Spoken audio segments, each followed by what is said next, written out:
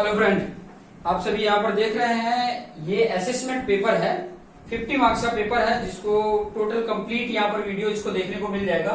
ऐसे क्वेश्चन है, ठीक है, जिसमें दो टाइप के क्वेश्चन है। पहले है ये 3 ट्रू एंड फॉल्स है और ये 3 फिल इन द ब्लैंक है। तो यहाँ पर कैसे करेंगे, जैसे क्वेश्चन ये बोला है कि HCF 32 और 81 ये दो वैल्यू है, दो नंबर है, इसकी HCF बताना है 1 है या नहीं है। 1 अगर है तो ट्रू, 1 नहीं है तो फॉल्स। तो HCF कैसे फाइंड आउट करते हैं, उसके कई सारे वे हैं, बट डिवीजन वाला मेथड मैं बता देता हूँ। छोटे वाले वैल्यू को बड़े से डिवाइड करो पहले, तो कितनी बार में जाएगा, 2 बार में जाएगा। 64 हुआ, 32 टू जा 64, माइनस करोगे तो 11 माइनस 4 7, यहाँ 7 माइनस 6 1। अब ये 17 जो रिमाइंडर बचा उसको अभी ये वाला नंबर यहाँ पे आ जाएगा डिविडेंड में, ठीक है, डिविडेंड में यहाँ पर आ जाएगा 32। अब इसको डिवाइड करेंगे तो 1 बार में जाएगा, कितना आया 17, माइनस करेंगे कितनी वैल्यू आ रही है 12 माइनस 7 5, यहाँ 2 माइनस 1 15। अब ये रिमाइंडर फिर बाद में ये जो डिवाइजर था ये डिविडेंड हो जाता है। अब ये कितनी बार में जाएगा, ये जाएगा 1 बार में 15। अब बचा 2, फिर 2 का ये 15 इधर कितनी बार में जाएगा, 2 8 7 जा 2 7 जा 14, 1 आया, फिर 1 2 जा 2।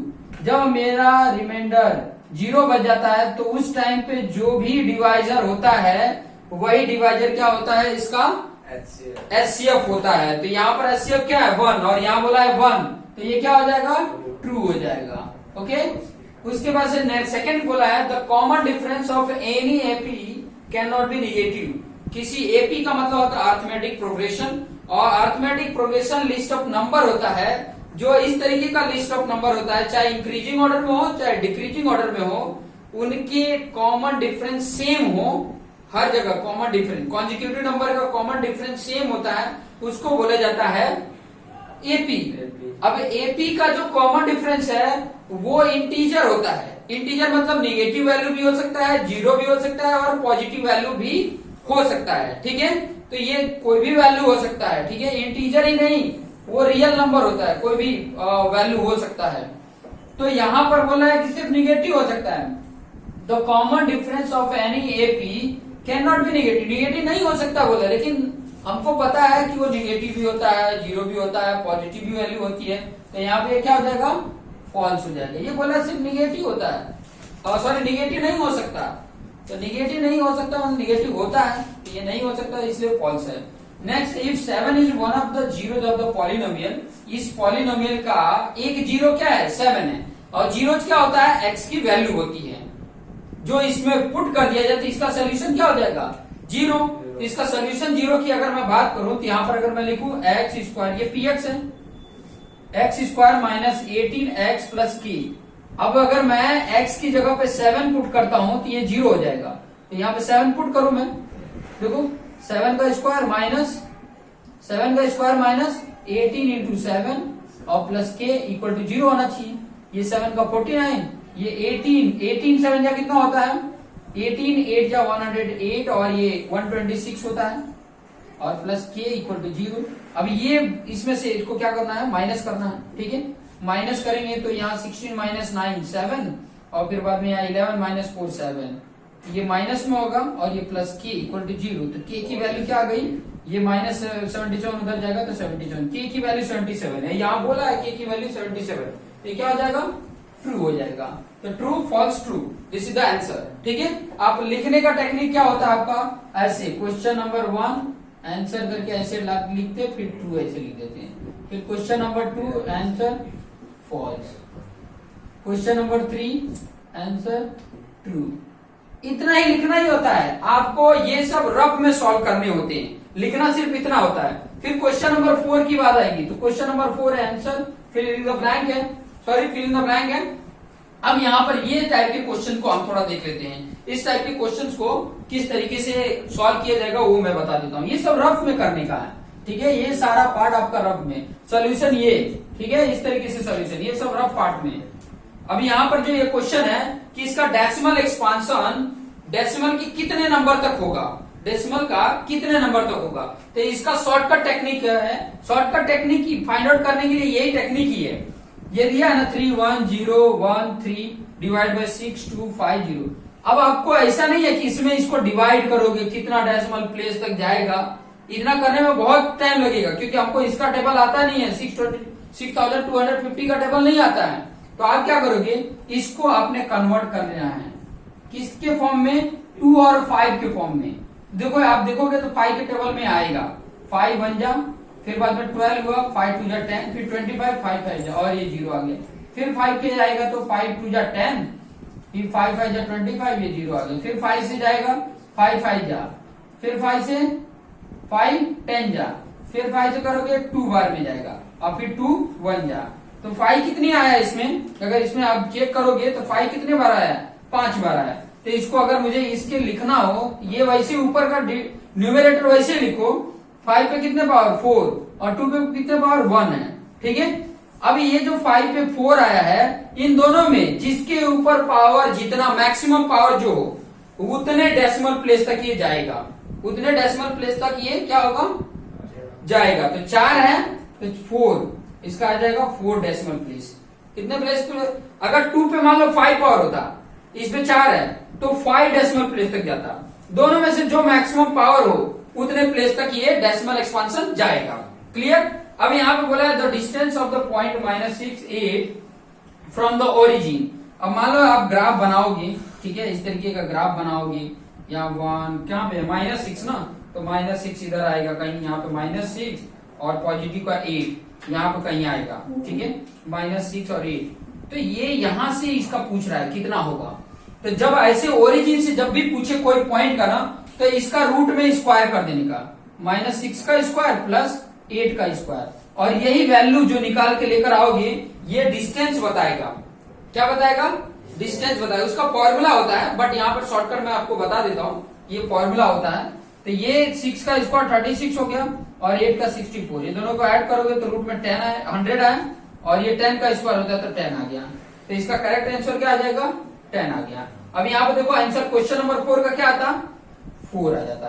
क्वेश्चन नंबर 5 का कितना आया, 10 आया। आंसर करके ऐसे 10 लिख दोगे। क्वेश्चन नंबर 6 का कितना आएगा, देखो यहाँ पर बोला है कि किसी कोई ए इवेंट है, इसकी प्रोबेबिलिटी 3/4 है, तो वही इवेंट न होने की प्रोबेबिलिटी क्या होगी।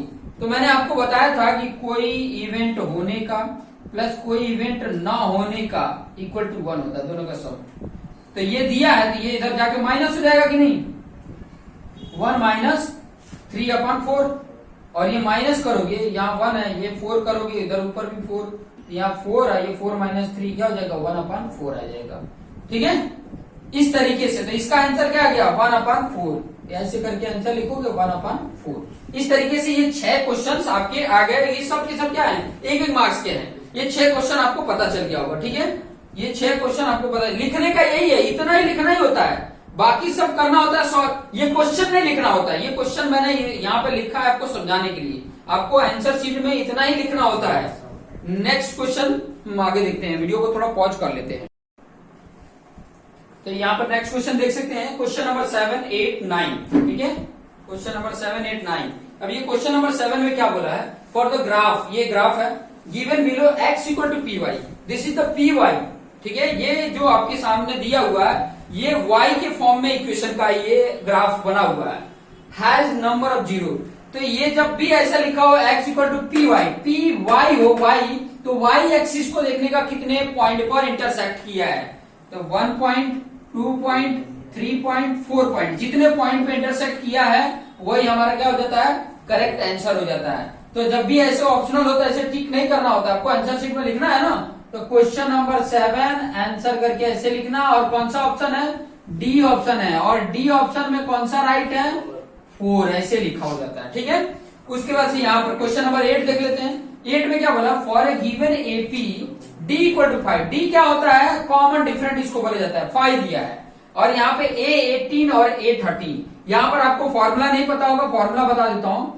an का फॉर्मूला होता है a + n - 1 d। a मतलब ये a1 होता है, ठीक है, इसको a से भी इंडिकेट करते हैं, ये फॉर्मूला होता है। अब यहाँ पर ध्यान दोगे कि इसकी वैल्यू पूछा है, a18 - a13। a18 को क्या लिखेंगे, a + n - n क्या है, 18, तो 18 माइनस 1d, डी वैल्यू दिया है लेकिन फिर भी यहाँ पर रहने दो, डी माइनस, इसको ब्रैकेट में लिखो, जब भी माइनस किसी के आगे हो तो सारी वैल्यू ब्रैकेट में पहले लिखते हैं। ये 13 को क्या लिखेंगे, ए प्लस एन, यहाँ पर क्या है 13 है, तो 13 माइनस 1d। अब इसको थोड़ा सॉल्व कर लेते हैं। ए यहाँ पे क्या होगा 17d माइनस यहाँ पे ब्रैकेट में a प्लस 12d होगा। अब इसको थोड़ा और सॉल्व करेंगे तो यहाँ पर a होगा, यहाँ पे 17d होगा और यहाँ minus a minus 12d। a plus minus cancel, 17d में से 12d माइनस करेंगे तो कितना आएगा 5d आएगा, और d की वैल्यू ऑलरेडी 5 दिया है, तो 5 5 कितना हो गया 25। ये आपके 25 वैल्यू यहाँ पर आ जाएगा, यहाँ पे दिया है सी ऑप्शन। तो क्वेश्चन नंबर 8 आंसर करके लिखेंगे और सी ऑप्शन है और वैल्यू क्या है 25। जिस तरीके से लिखा जाता है चेक करने वाले को एकदम आसान लगेगा, ठीक है। ये लिखने का तरीका है, आपने फिफ्थ चैप्टर नहीं पढ़ा होगा लेकिन इस तरीके से सॉल्व होगा। उसके बाद आ जाता है the probability of the month of April in a non leap year, ठीक है। नॉन लीप ईयर हो चाहे लीप ईयर हो, कोई भी महीने की बात किया है, अप्रैल महीने में 5 संडे आने की प्रोबेबिलिटी। तो आपको पता है कि अप्रैल मंथ में कितने डेज होते हैं, नंबर ऑफ डेज कितने होते हैं 30 डेज होता है, ये 30 डेज होता है। आपको पता है कि चार तो सभी आ जाएंगे, 7 संडे आ जाएगा, 7 मंडे आ जाएगा, 7 ट्यूसडे आएगा, 28 डेज। तो इसमें क्या हो गया सब आ गया, ठीक है। अब आगे बचा कितना 2 डेज है, तो 2 दिन में थोड़ा सा ध्यान देना, या तो पहले संडे मंडे होगा, या तो संडे मंडे हो सकता है, या तो मंडे ट्यूसडे होगा, या तो ट्यूसडे वेडनेसडे होगा, या तो वेडनेसडे थर्सडे होगा, या तो थर्सडे फ्राइडे होगा। बाकी 2 दिन बचे हैं, वो 2 दिन में या तो ये हो सकता है, या तो ये होगा, या तो ये होगा, या तो ये होगा, या तो ये होगा, या तो फ्राइडे सैटरडे होगा, या तो सैटरडे संडे हो गया, या तो संडे मंडे होगा जो लिखा हुआ है। अब इसमें संडे कितनी बार आया है तो देखोगे एक तो इसमें आया है और एक इसमें आया है, तो 2 ऐसी फेवरेबल आउटकम्स हैं जो 5 को कर रहे हैं। 4 तो इसमें आ गया 28 डेज में, 4 तो इसमें आ गया संडे। एक संडे की जो बात हो रही है वो या तो ये हो सकता है या तो ये हो सकता है इसमें।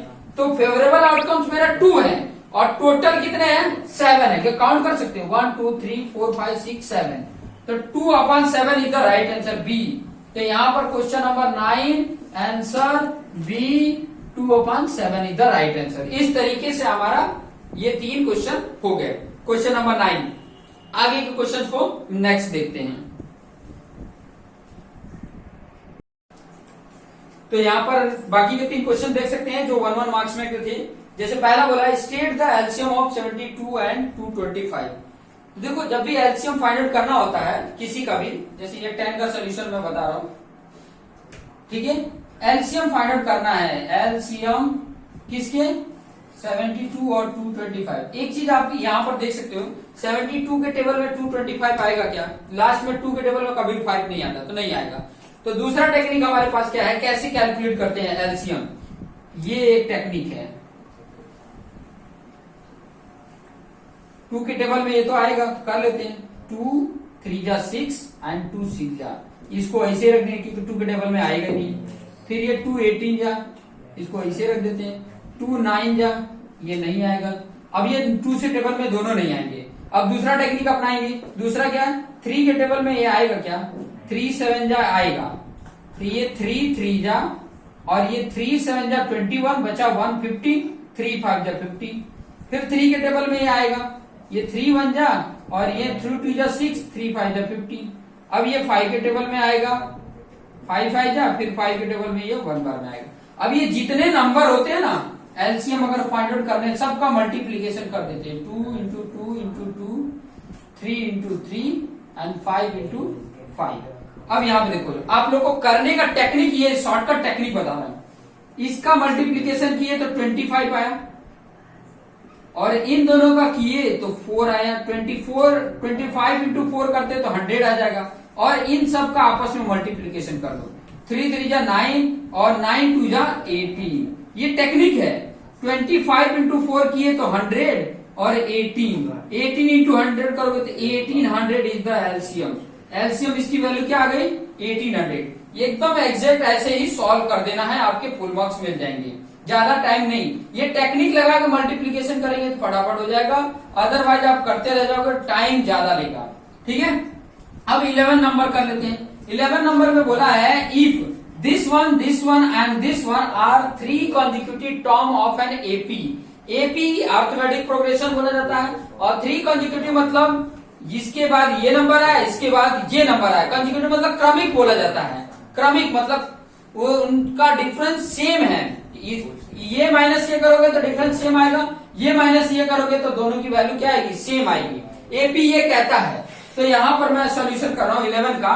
तो आपको अकॉर्डिंग टू एन एपी, ठीक है, क्या लिखोगे, k minus 1 and k plus 3 and ऐसे एक बार लिख लोगे 3k minus 1 are 3 consecutive term of an AP. ये लिखने के बाद आप क्या करोगे, second minus first, k plus 3 minus k minus 1। ये ब्रैकेट हमेशा बोला है कि माइनस के बाद ये ब्रैकेट में लिखना।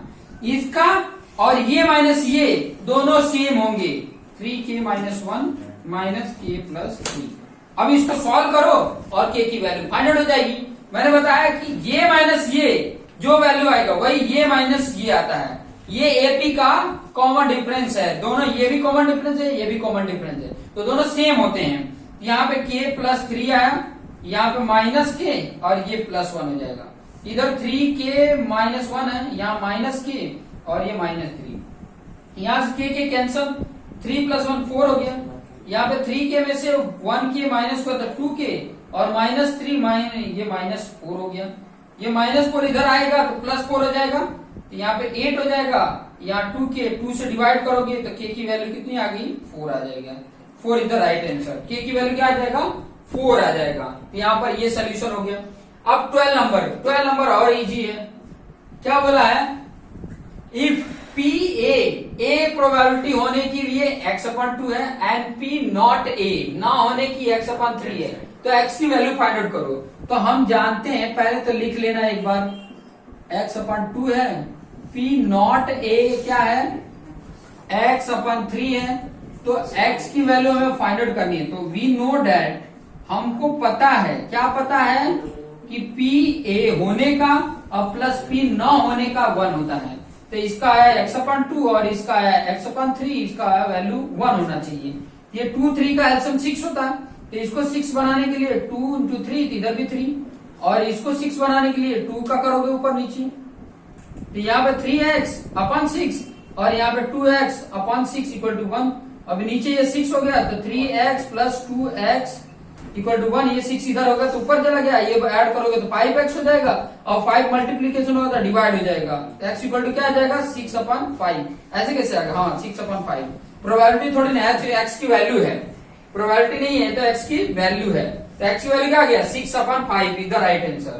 इस तरीके से आपको ये 1 मार्क्स के क्वेश्चन हो गए। अब आ जाएगा सेक्शन बी के क्वेश्चन, उसके भी क्वेश्चन को हम देख लेते हैं। चलिए ये टाइप के क्वेश्चन को भी देख लेते हैं। क्या बोला, सिंपल सा बोला है, पॉलिनोमियल चैप्टर का है, डिवाइड करना है, डिवाइड px बाय दिस। ठीक है, अभी किस तरीके से डिवाइड करना है, सिंपल सा, आप यहाँ पर जो ये वैल्यू है उसको लिख लेते हैं और ऑर्डर में देख लेने का, पहले ज्यादा पावर वाला वेरिएबल का, फिर कम पावर, फिर कम पावर, फिर कांस्टेंट टर्म लिखते हैं, और इसी फॉर्म में दिया भी है। बट ये डिवाइजर जो है वो नहीं दिया है, तो उसको पहले x², फिर 2x, फिर 1 लिखेंगे। अब इसको डिवाइड करेंगे, ठीक है, जैसा बोला है वैसे ही हमें डिवाइड करना है। तो मैंने बताया कि फर्स्ट क्वोशिएंट पहले कर लेने का। फर्स्ट क्वोशिएंट इसका क्या होगा, फर्स्ट क्वोशिएंट आप देखोगे तो इसका पहला 3x³ और इसका पहला x², तो ये 2 पावर इसके 3 पावर से कट गया, 1 बचा, 3x बचा, यहाँ पर 3x हमें लिख देना है। अब ये जो 3x मेरा फर्स्ट क्वोशिएंट आया, इसका इन सब के साथ मल्टीप्लीकेशन करके यहाँ पे लिख देंगे। पहला इसके साथ करोगे तो सेम वही आएगा, 3x³ आ जाएगा। फिर इसके साथ करोगे तो प्लस और प्लस का प्लस, 3 2 जा 6, x और x² आ गया। फिर इसके साथ प्लस प्लस प्लस 1 का 3x करोगे तो 3x आ जाएगा। अब जब भी ये लिखते हैं तो ये माइनस करके ये लिखते हैं, इनकी साइन चेंज हो जाएगी, प्लस का माइनस, ये प्लस का माइनस, ये प्लस का माइनस, तो ये प्लस माइनस कैंसिल हो गए। यहाँ पर एक्स स्क्वायर है, तो प्लस माइनस है तो माइनस करेंगे, और 6 में से 1 एक्स स्क्वायर माइनस कर देंगे तो कितना हो जाएगा 5 एक्स स्क्वायर, और साइन क्या रहेगा, साइन इसके जो बड़े वाले के साथ है वो माइनस लिख दिया। फिर यहाँ पे देखेंगे प्लस माइनस है तो यहाँ पर भी सब्ट्रैक्ट करेंगे, 3 में से 2 गया 1 एक्स, और बड़े वाले का साइन माइनस, ये प्लस 5 वैसे हमने कर दिया। फिर सेकंड क्वेश्चन अगर मुझे फाइंड आउट करना है क्या करेंगे, इसका पहला क्या है -5 एक्स स्क्वायर, और इसका पहला एक्स स्क्वायर कैंसिल, बचा क्या सिर्फ -5।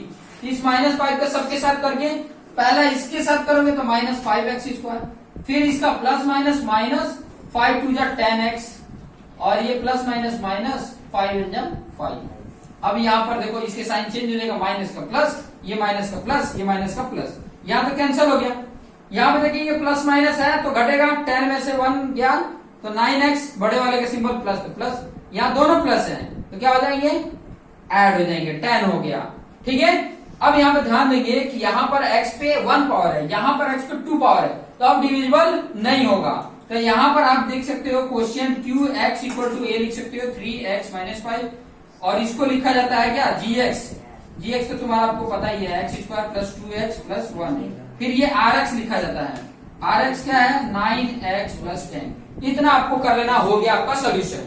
ठीक है, इस तरीके से आपको सोल्यूशन करना है। क्वेश्चन नंबर 14, क्वेश्चन लिखने से पहले मैं वीडियो को पॉज कर रहा हूं और ये आपने वीडियो पॉज करके लिख लेना है।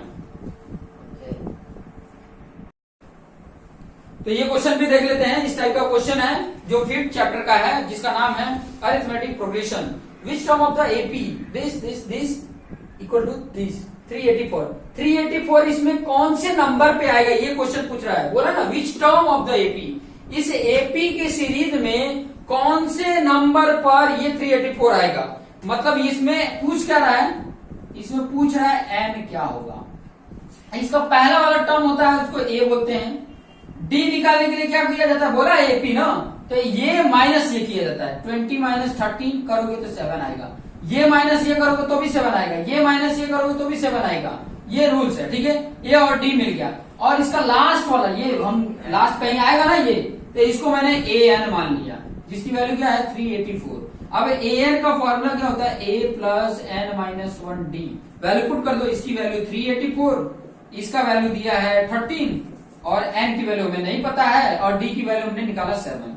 ये 13 इन सब के साथ प्लस में, इधर आके माइनस हो जाएगा।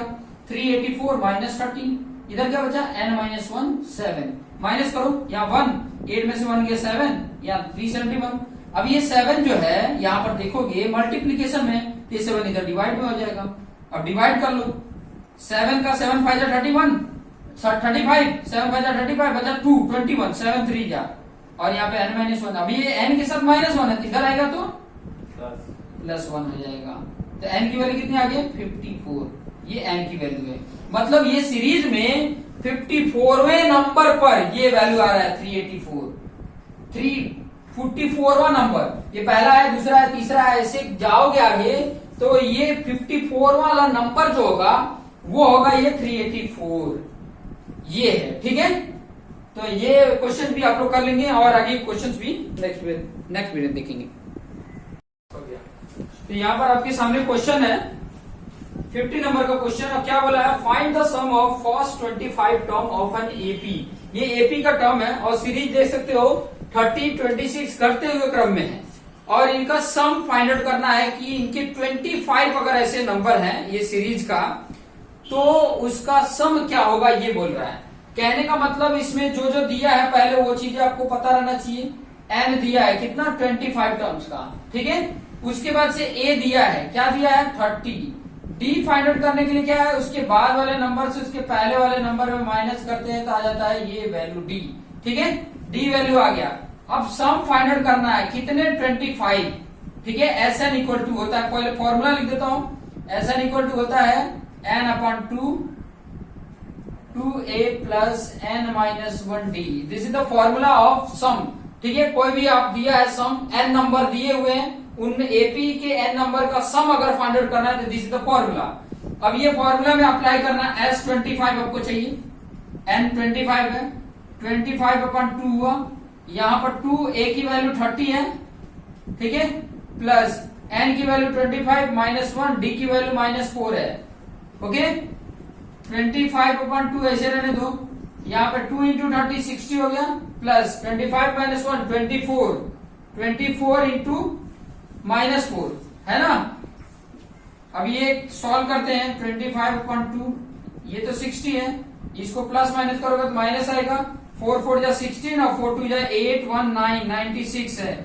ये माइनस करोगे तो माइनस में वैल्यू आएगा, आपका वैल्यू क्या आएगा, माइनस में आएगा। कितना आएगा, 36। 96 माइनस 60 करेंगे तो 36, और बड़े वाले की जो साइन रहता है वो साइन लग जाता है।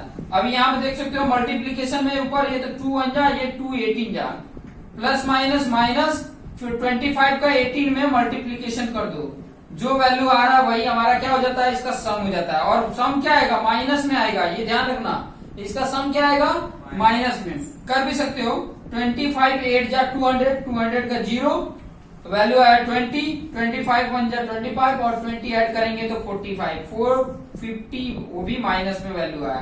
कितना आया, 450 is the value in minus. Okay, minus 450 is the sum of these AP.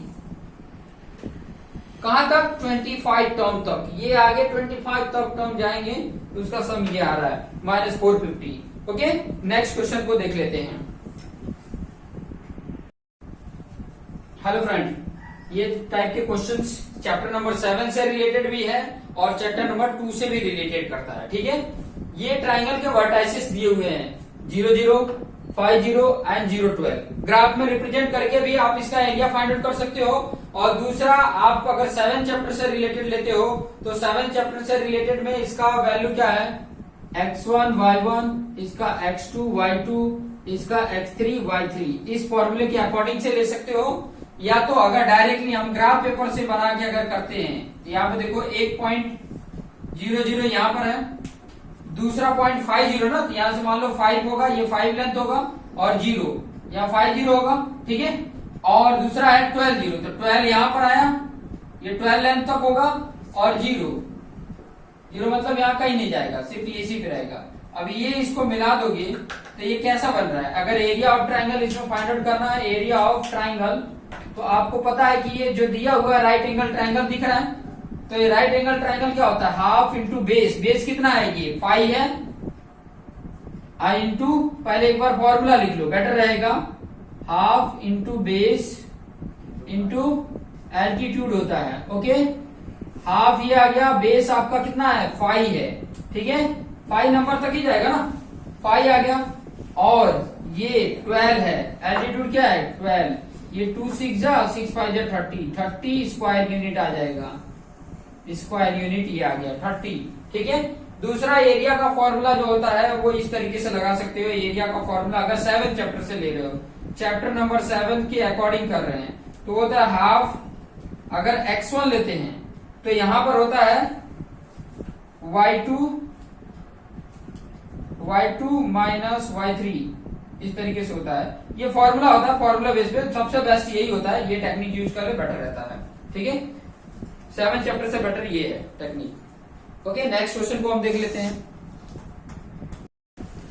तो यहाँ पे इस तरीके का क्वेश्चन को भी देख सकते हैं, ये 70 नंबर का क्वेश्चन है और ये चैप्टर नंबर 7 से रिलेटेड है, ठीक है। चैप्टर नंबर 7 क्या है, कोऑर्डिनेट ज्योमेट्री। यहाँ पे क्वेश्चन क्या बोला, find the point on the x axis. X axis पे वो पॉइंट फाइंड आउट करना है at the distance 13 from the point 11 12। 11 12 ये पॉइंट है, वहां से एक्स एक्सिस का डिस्टेंस है 13। एक्स एक्सिस का डिस्टेंस कितना है 13। जो पॉइंट है एक्स एक्सिस पे जो पॉइंट है वहां से और इस पॉइंट के बीच का डिस्टेंस कितना है 13 है, ठीक है। तो डिस्टेंस फॉर्मूला, मान लो कि जो एक्स एक्सिस पे पॉइंट है, let the x axis point या point on x axis, point on x axis. X axis पे जो पॉइंट है वो क्या पॉइंट है, पॉइंट क्या होगा एक्स एक्सिस पे, तो एक्स की वैल्यू होगी प्लस माइनस एक्स होगा और ये y की वैल्यू 0 होगी। ऑब्वियसली अगर एक्स एक्सिस पे है तो y की वैल्यू क्या होगी 0 होगी, ठीक है। तो यहाँ पर डिस्टेंस फॉर्मूला हम अप्लाई करेंगे। डिस्टेंस इक्वल टू क्या होता है, ध्यान से समझना। डिस्टेंस इक्वल टू होता है, अगर मान लो ये x1 ये y1 है और ये x2 और y2 है। पहला x का होता है, दूसरा y का होता है।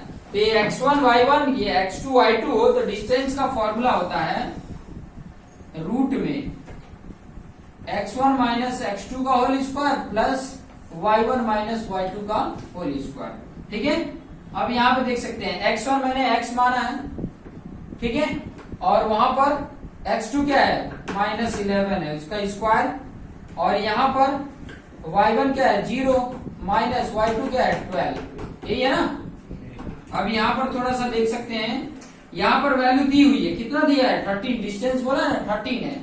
ओके, अब यहाँ पे x माइनस 11 ये सेम वैसे रख देते हैं, और यहाँ पर आपकी इसको देखोगे कि माइनस 12 का स्क्वायर क्या हो जाएगा 144 हो जाएगा। ठीक है, अब यहाँ पे देखो इसका स्क्वायर कर दो 13 का स्क्वायर, तो इधर का भी रूट, दोनों तरफ बोथ साइड स्क्वायर कर दो। यहाँ पे लिख सकते हैं both side square, both side square अगर कर दिया बोथ साइड स्क्वायर, तो ये स्क्वायर 13 का स्क्वायर है, ये स्क्वायर में रूट हट जाता है, बचा क्या सिर्फ x माइनस 11 का होल स्क्वायर प्लस 144। ये अगर स्क्वायर करते हैं तो 169 आएगा, और ये जो प्लस है वैल्यू है इधर आएगा तो कितना हो जाएगा माइनस 144, और यहाँ क्या बचा है x माइनस 11 का होल स्क्वायर। ये हुआ, इसमें से माइनस करोगे कितनी वैल्यू आएगी माइनस आएगा।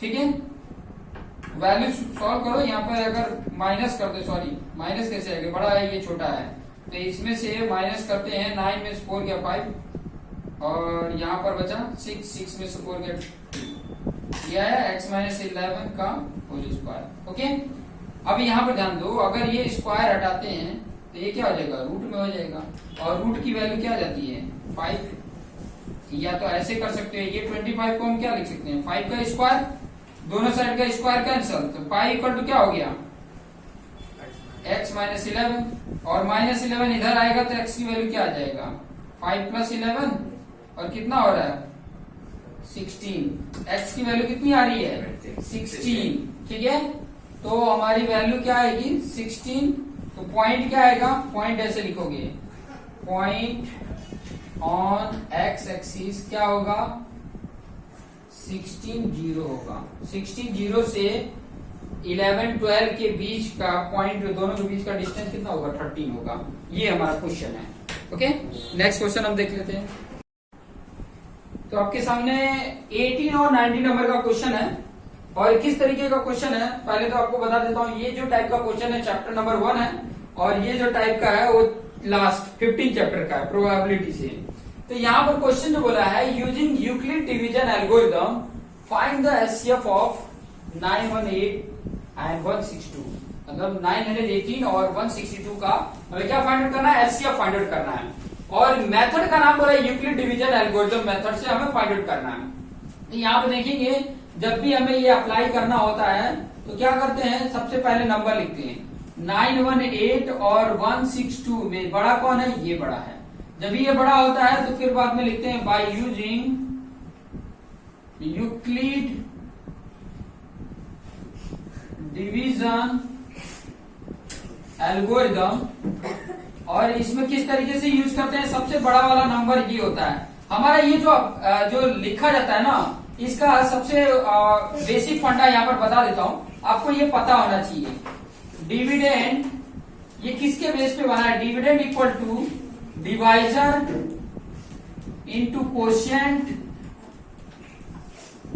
प्लस रिमाइंडर, इसके बेस पर हमारा ये फॉर्मूला बना हुआ है। ये यूक्लिड साहब डिवीजन एल्गोरिथम लेकर आए, वो इसी के बेस पे लाए। सबसे पहले क्या डिविडेंड, डिविडेंड मतलब इसमें जो बड़ा वैल्यू है ना वो यहाँ पे रखना, और जो छोटा वैल्यू है वो डिवाइजर है। अब इसमें कितने का मल्टीप्लीकेशन किया जाए कि इसके अप्रोक्सीमेट इसके आसपास आ जाए, क्लोजेस्ट वैल्यू आ जाए, से ज्यादा नहीं होना चाहिए, एग्जैक्ट ये भी आ सकता है। तो आप देखोगे कि ये 150 के आसपास है, नियर अगर काउंट किया जाए तो 150 में कितनी बार कर सकते हैं, 7 बार करोगे तो 75, 9 बार करोगे तो 90 तक आ जाता है, मतलब अप्रोक्सीमेट मेरे ख्याल से 7 बार में आ जाएगा। तो इसको करने का ना देखो यहाँ पर ये टेक्निक है, लेकिन रफ में आप करके और ये टेक्निक कर सकते हो कैसे, 162 918 कितने बार में, अगर मान लो 7 लेता हूं तो 7 2 जा 14, 1 आया, 7 6 जा 42, 42 1 43, 4 आया और 7 9 जा 63, 63 और 4 करते हैं तो 7 6 जा 42 और 1 43, फिर बाद में 7 जा 7 और 7 में हम 4 ऐड करेंगे तो बहुत ज्यादा हो जा रहा है, ये 9 से भी ज्यादा हो जा रहा है, तो हमें 6 बार में लेना पड़ेगा। 6 से लेके करते हैं ना, 6 2 जा 12, 1 आया, 6 6 जा 36, 36 और 1 37, 3 आया और 6 1 जा 6 और जो 3 है, आई थिंक मेरे ख्याल से ये भी ज्यादा जा रहा है, 9 से भी ज्यादा जा रहा है, तो हमें 5 ही लेना पड़ेगा। 5 बार में हमारा जाएगा। 5 2 जा 10, 0 1 आया, 5 6 जा 30 और 30 और 1 31, 3 आया, 5 1 जा 5 3 8। अब इसमें से माइनस कर लो, यहाँ 8 आएगा, यहाँ पर 0, यहाँ पर 1 108। अभी ये जो रिमाइंडर होता है ना, ये डिवाइजर हो गया और ये डिविडेड हो जाता है 162। अब ये 1 बार में तो जाएगा, हमेशा ध्यान रखना कि यहां से ये छोटी वैल्यू होनी चाहिए। अब इसमें से माइनस करोगे तो ये 12 में से 8 गया, 4 यहाँ 5 यहाँ 0 हो जाएगा। अब ये 54 का ये 108 करोगे तो आप देखोगे कि ये 2 बार में 0 आ गया। कहने का मतलब है कि मेरा जो यहाँ पर जो आ जाता है वैल्यू, यही एचसीएफ होगा। अब ये इसको इक्लिड से कैसे करेंगे वो चीजें देख लो। ये कितनी बार में गया 5, रिमाइंडर कितना बचा था 108। ध्यान से समझना, ये रफ में करने के लिए है ये पूरा पार्ट। मेरा रिमाइंडर आया था, अब यहाँ पर ध्यान देना, जो डिवाइजर था वो डिविडेंड हो गया और जो रिमाइंडर है वो क्या हो गया, डिवाइजर हो गया। कितनी बार में गया 1 बार में गया। कितना रिमाइंडर बचा 54। सेम प्रोसीजर यहाँ पर वही होगा, जो आपका डिवाइजर था वो क्या हो गया, डिविडेंड हो गया और जो रिमाइंडर था वो क्या हो गया, डिवाइजर हो गया। और ये 2 बार में 108 आ जाता है। जहां रिमाइंडर 0 आ गया वहां पर ये डिवाइजर होता है, वही क्या हो जाता है, एचसीएफ हो जाता है। कितना आया 54। This is the right answer. इस तरीके से आपको करना है, प्रोसेस वही रहता है। ध्यान रखना कि ये जो आ रहा है वैल्यू रिमाइंडर, वो इससे छोटा ही होना चाहिए, बड़ा नहीं होना चाहिए। ठीक है, ये रफ में करके इस तरीके से सॉल्व कर सकते हो। इसके कई सारे क्वेश्चन करेंगे तो आपको समझ में आएगा। नेक्स्ट है आपका ये 90 नंबर का क्वेश्चन। अब 90 नंबर का क्वेश्चन भी देख लो। 90 नंबर का क्वेश्चन प्रोबेबिलिटी से रिलेटेड है। अब क्वेश्चन को थोड़ा ध्यान से समझोगे तो आपको समझ में आएगा। Find the probability that the month of July, जुलाई में किसी भी ईयर का हैव 5 संडे, 5 संडे होने का।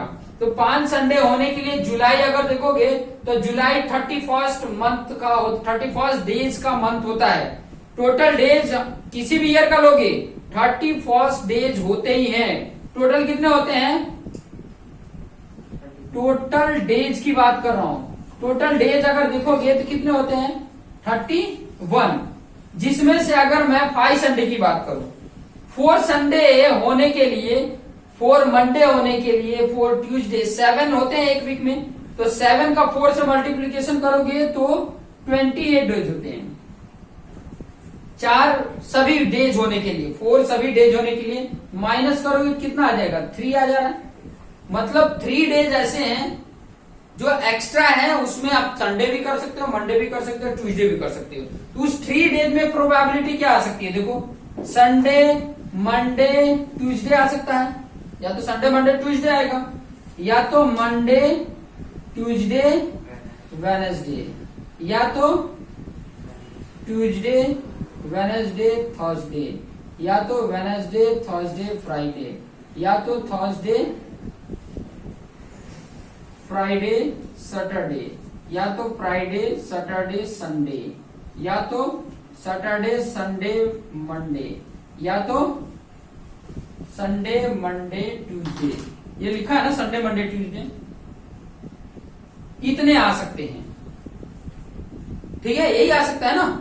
अब यहाँ पे देखो संडे कहाँ कहाँ आया है, एक तो संडे यहाँ पे आया है, ठीक है, एक संडे आपका ये देखो सैटरडे संडे में एक यहाँ पे आया है और एक यहाँ पे आया है। कितने संडे आए हैं, 3 फेवरेबल आउटकम्स की कितने हैं, 3 हैं। और टोटल कितने हैं, 1 2 3 4 5 6 7 है। This is the probability of event E के 3/7। ठीक है, 5 संडे होने के लिए प्रोबेबिलिटी क्या है 3 और यहाँ पर 7। क्लियर, ये प्रोबेबिलिटी बता देगा। ठीक है, ये favourable outcomes, this is the total possible outcomes, total possible इतने हैं, फेवरेबल इतना है। क्लियर? तो ये क्वेश्चन नंबर 19 थे। आगे के क्वेश्चन को हम देखते हैं। हेलो फ्रेंड, आपके सामने ये 20 नंबर का क्वेश्चन है और इस क्वेश्चन को किस तरीके से किया जाएगा। क्वेश्चन क्या है, use Euclid division lemma to show that cube any positive integer. किसका है? Positive integer. पॉजिटिव इंटीजर क्या होता है? जितने भी 1 से लेकर नेचुरल नंबर सब पॉजिटिव इंटीजर है। जितने भी नेचुरल नंबर है क्या है? पॉजिटिव इंटीजर है।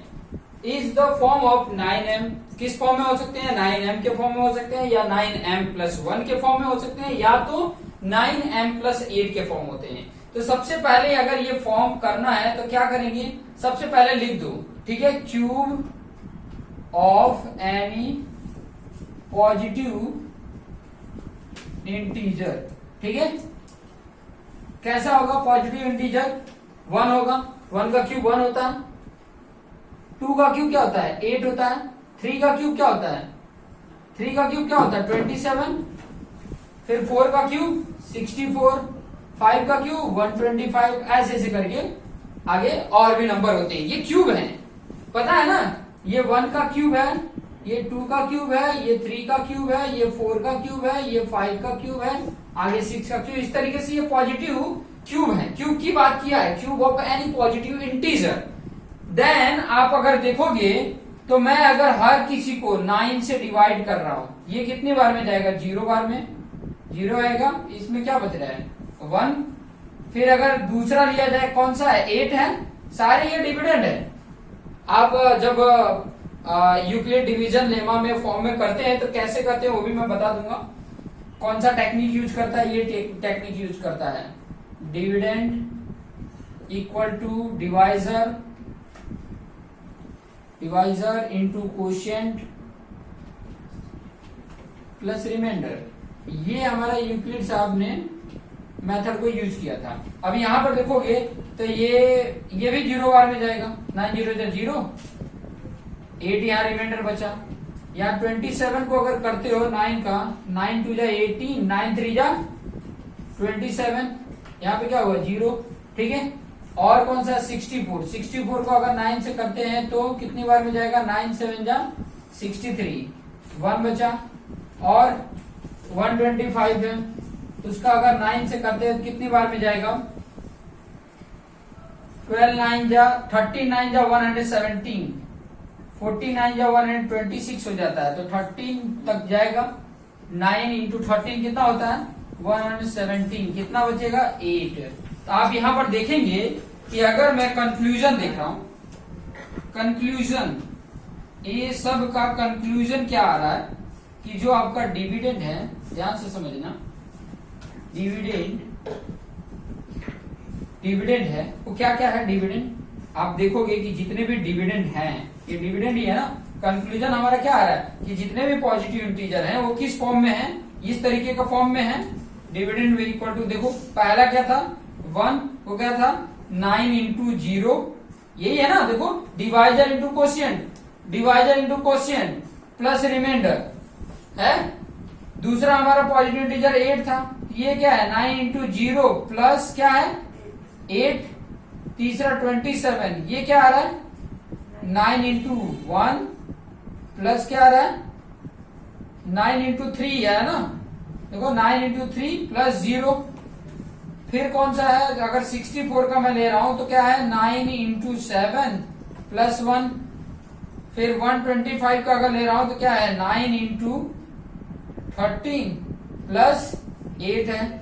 तो आप यहां पर देखोगे, यहां पर ये इस फॉर्म में किया तो इसका क्या आ रहा है? कंक्लूजन क्या आ रहा है? ये जो मैंने बनाया है इसका कंक्लूजन क्या आ रहा है? तो कंक्लूजन देखोगे तो यहां पर देखोगे 9m+1 आ रहा है, एक ही इस फॉर्म में आ रहा है। ये कैसा है? 9m+8 आ रहा है। और कुछ में देखोगे, यहां पर देखोगे 9m+0 मतलब 9m आ रहा है। ये 3 तरीके के हैं जिसमें या तो रिमाइंडर 1 होगा, या तो 8 होगा, या तो 0 होगा। इसी के फॉर्म में क्यूब के आते हैं। तो हम इस फॉर्म में शो कर पा रहे हैं, शो कर पा रहे हैं। सभी जितने भी हैं देखो 9m या 9m+1 या 9m+8 इस फॉर्म में शो कर पा रहे हैं। तो इस तरीके से हमें बताना होता है कि ये जितने भी हैं उनका इस फॉर्म में कन्वर्ट करें। तो देखो 9 इंटू ये जितने भी है सब इंटीजर है, आपको पता है ये सब के सब क्या है, इंटीजर है। तो उसका 9 और किसी भी इंटीजर का करें, जो इंटीजर क्या है यहाँ पे लिख सकते हो, यहाँ पर m इज इंटीजर, ये कोई भी इंटीजर है। तो इंटीजर है ये सब, और इन सब के साथ क्या है देखो एडिशन में कहीं 1 है, कहीं 8 है, कहीं 0, मतलब कुछ नहीं है। ठीक है, इसी फॉर्म में शो हो पा रहा है। तो इस तरीके से हम इसको शो कर पा रहे हैं।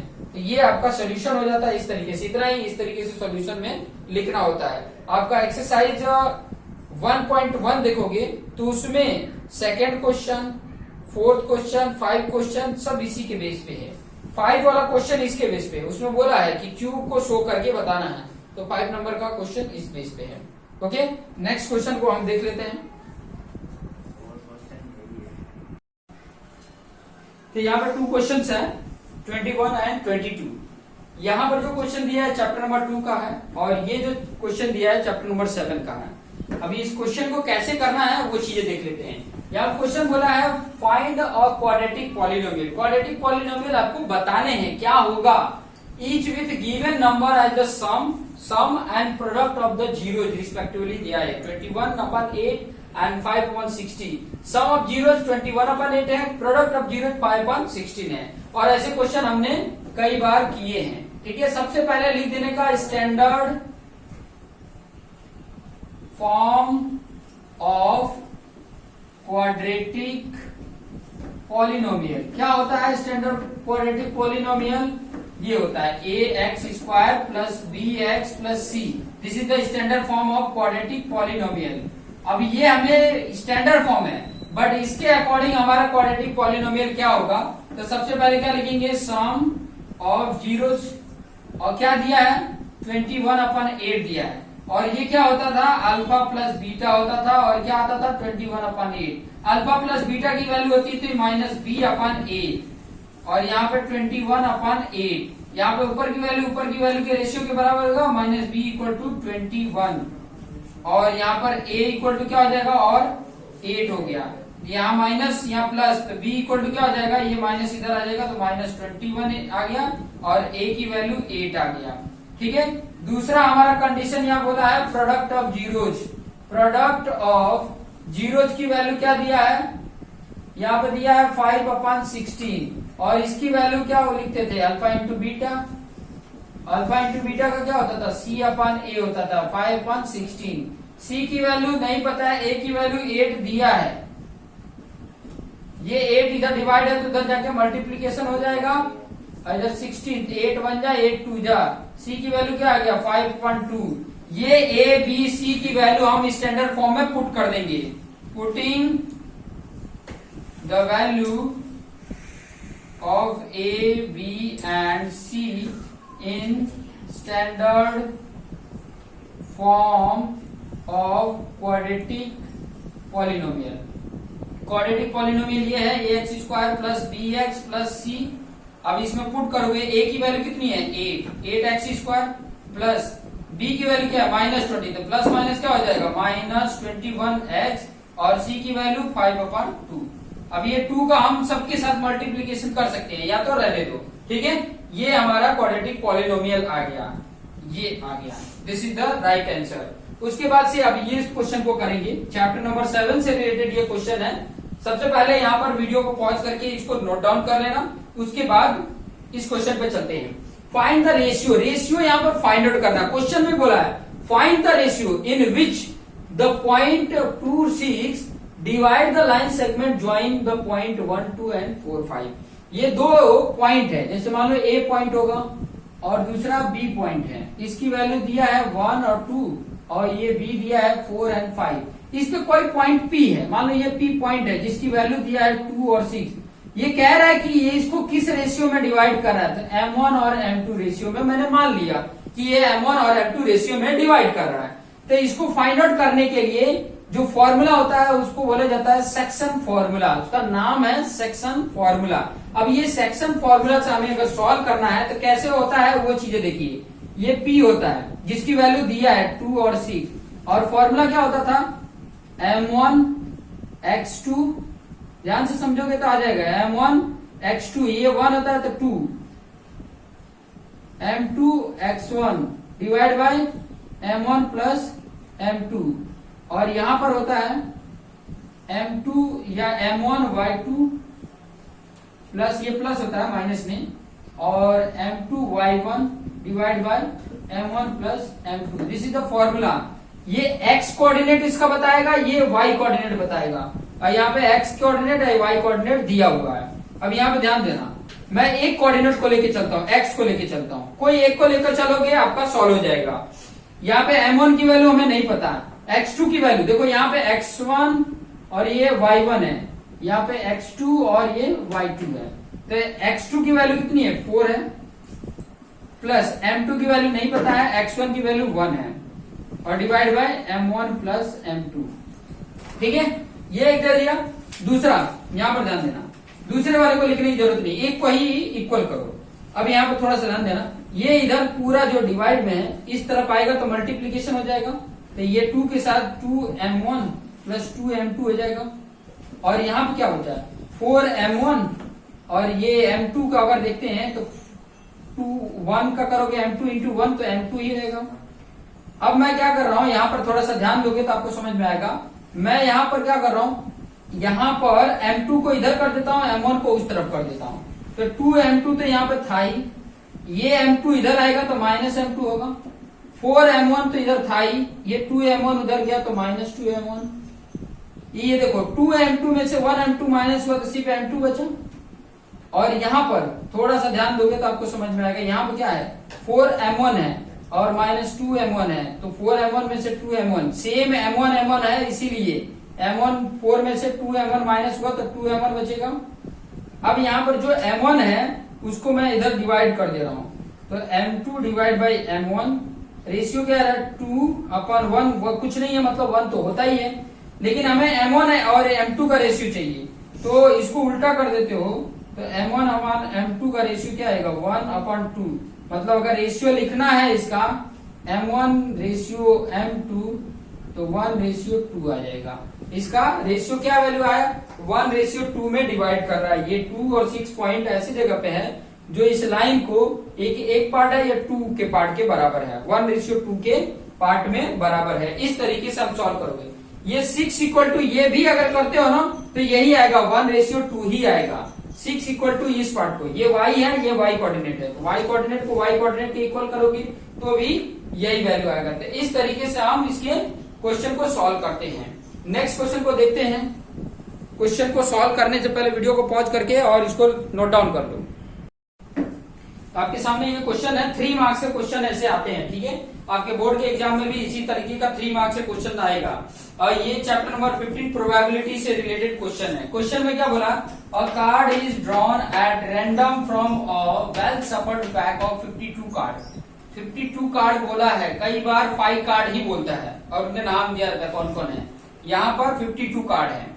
बोला कि find the probability that the card drawn is that of. Card, एक कार्ड को निकालने की प्रोबेबिलिटी क्या होगी, कैसा कार्ड है।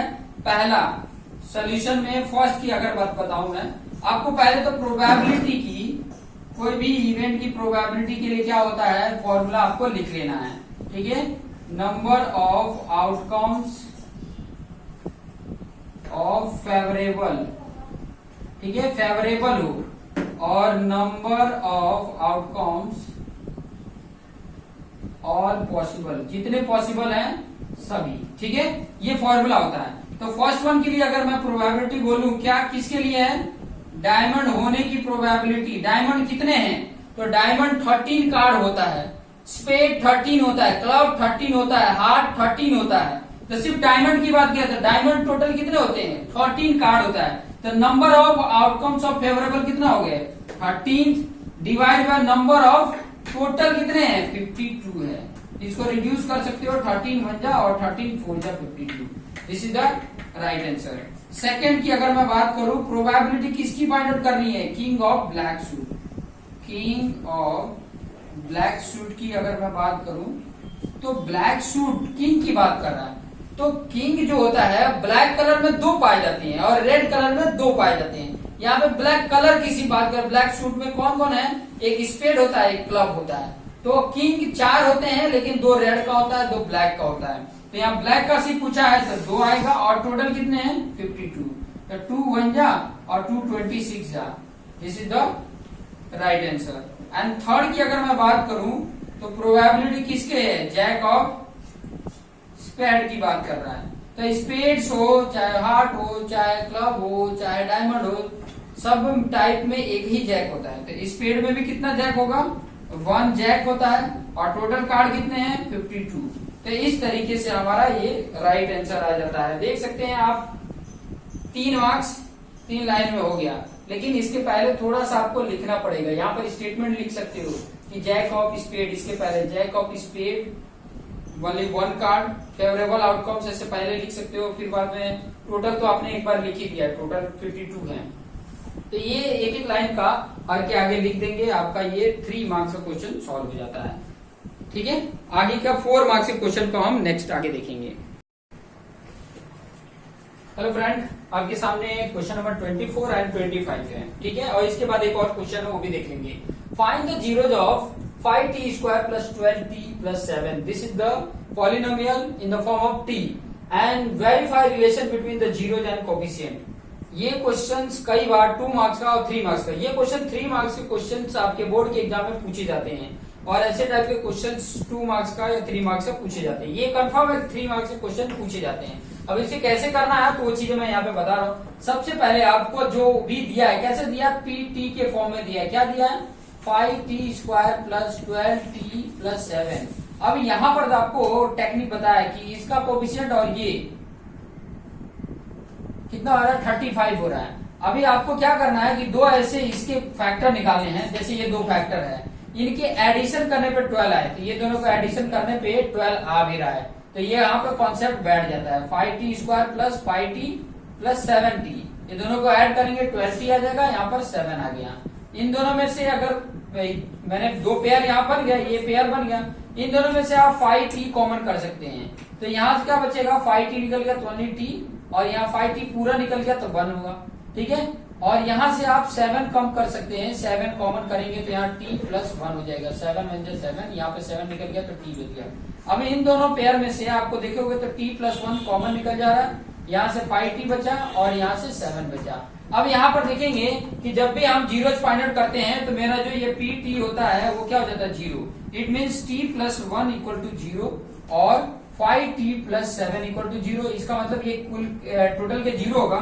यहाँ से t की वैल्यू आ रही है -1 और यहाँ से t की वैल्यू देखोगे तो -7/5। एक अल्फा की वैल्यू होती है -1 और एक बीटा की वैल्यू होती है जिसको हम जीरोज बोलते हैं। ये x की वैल्यू ही क्या होता है, हमारा जीरोज होता है। अब इसके बाद हमें क्या बताना होता है, इसके जो जीरोज आए हैं और इसके जो कोफिशिएंट। अब इसका कोफिशिएंट में आप देखोगे, कोफिशिएंट की अगर मैं बात करूं तो कोफिशिएंट क्या हो रहा है, यहाँ पे लिख रहा हूं कोफिशिएंट a। यहाँ पे देखोगे स्टैंडर्ड फॉर्म इस तरीके से होता है, at square plus bt plus c, इस तरीके से होता है। तो a की जगह पे क्या है 5 है, b की जगह पे क्या है 12 है और c की जगह पे क्या है 7 है। अब रिलेशनशिप वेरीफाई करने के लिए 2 कॉन्सेप्ट है वेरिफिकेशन के लिए। एक तो होता है sum of zeros,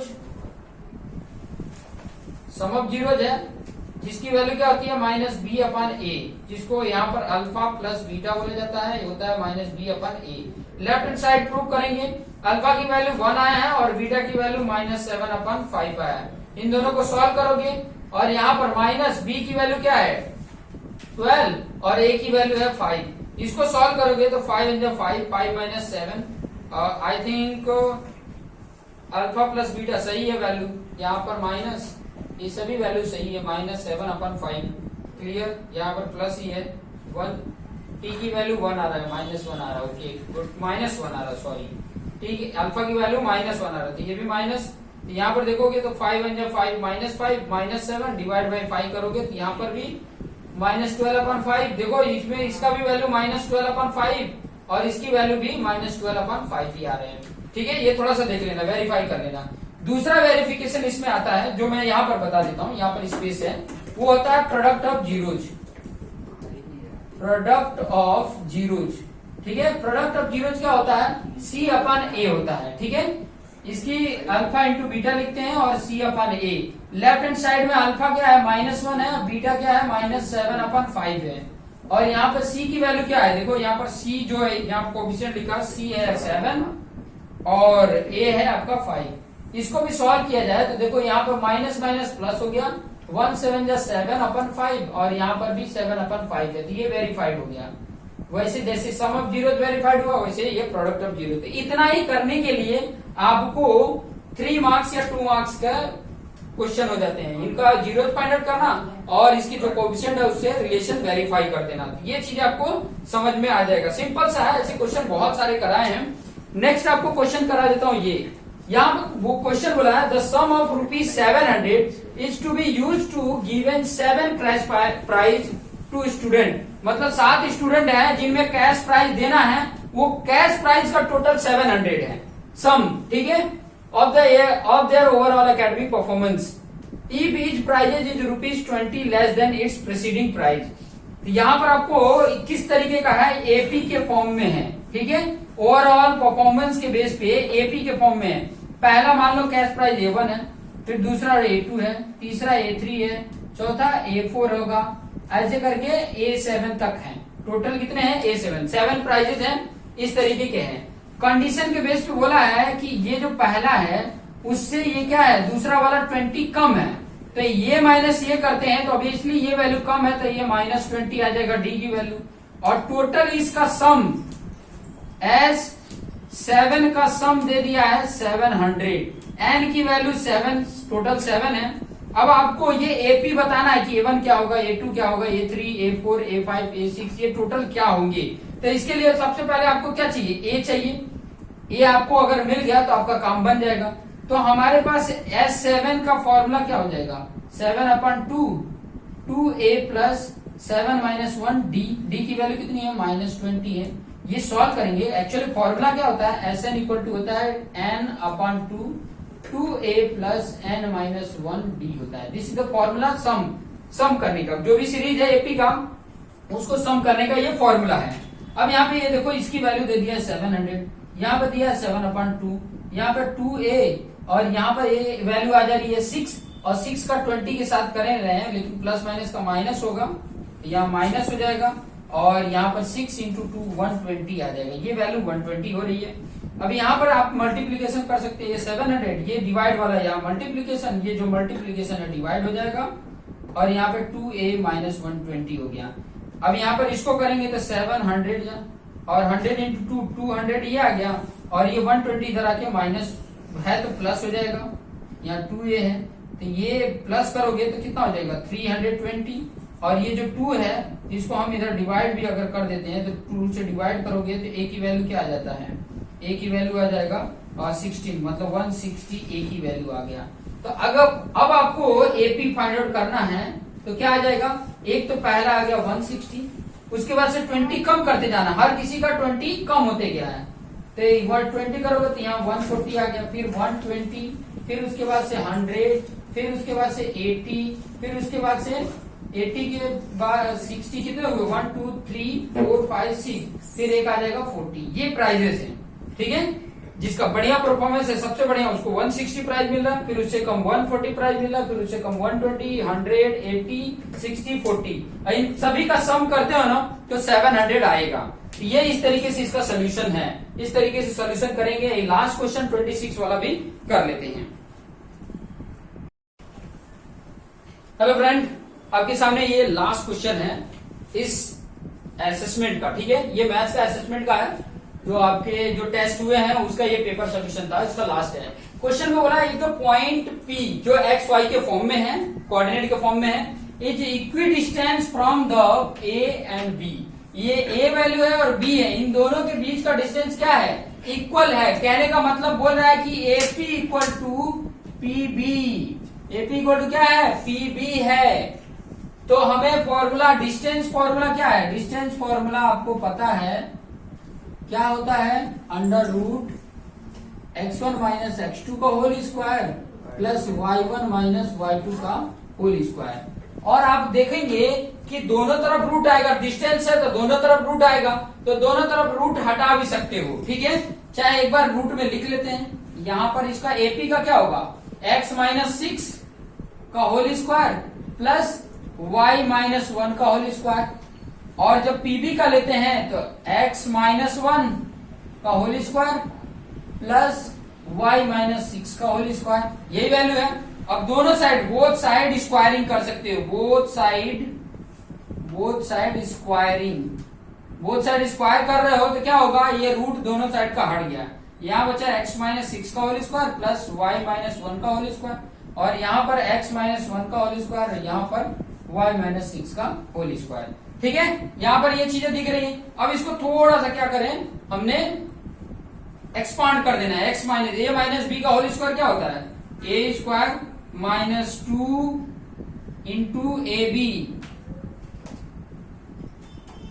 plus B square 36, और इसका a square minus 2 into 1 into y और प्लस बी स्क्वायर मतलब 1 स्क्वायर, इधर का हो गया, इधर का भी कर लेते हैं, x square minus 2 into 1 into x और प्लस 1 का स्क्वायर, और यहाँ y square minus 2 into y into 6 और प्लस 6 का स्क्वायर 36 हो जाएगा, 6 का स्क्वायर 36। अब यहाँ पे देख लो, कुछ चीजें फटाफट सॉल्व कर लेते हैं। ये एक्स स्क्वायर, यहाँ 2 6 12 12x और प्लस 36, ये y square 2 1 2 2y plus 1, x square यहाँ पर माइनस 2x और ये प्लस 1, यहाँ वाई स्क्वायर 2 6 12 y प्लस ये 36, यहाँ पर देखें प्लस 36, इस तरफ प्लस 36 कैंसल, दोनों तरफ बराबर है, x square plus cancel, y square plus cancel, यहाँ पे माइनस 12x है।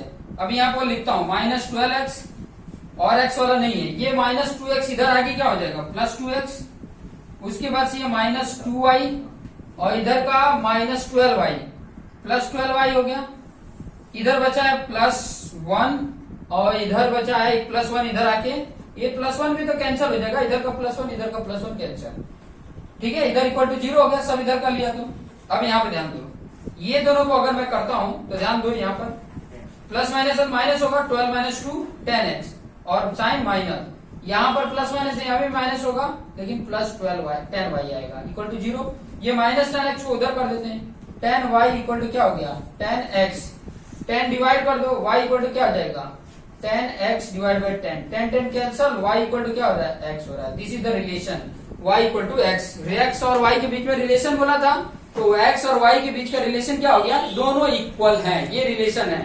ओके, तो इस तरीके के क्वेश्चन जब भी आते हैं तो इस तरीके से सॉल्यूशन कर देने का, जो हमें पता रहे उसी वे में जाने का, जो नहीं पता वो चीजें नहीं डालना, हमें ये फ्लो पता है कि बोल रहा है जो, वो चीजें मैंने लिख दिया, और डिस्टेंस फॉर्मूला पता था, डिस्टेंस फॉर्मूला लगा दिया और ये सोल्यूशन हमारे पास आ गया। इस तरीके से आपने करना है और पूरा सोल्यूशन आपके सामने रेडी है, बहुत ही जल्दी अपलोड करके आपको मिल जाएगा। Okay, thank you.